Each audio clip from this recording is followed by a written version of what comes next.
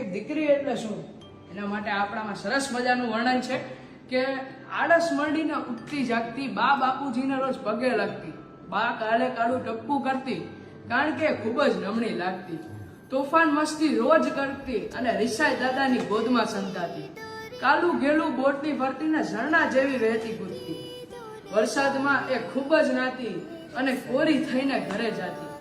ભાઈ સાથે રોજ બાજતી અને ઘરમાં સૌને હસાવતી, અને જ્યારે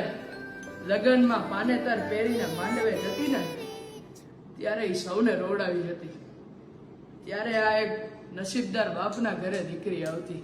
ઓરે ઓરે પારે વડાતું કાલે ઉડી જાજ રે મારી હાટું રહી જા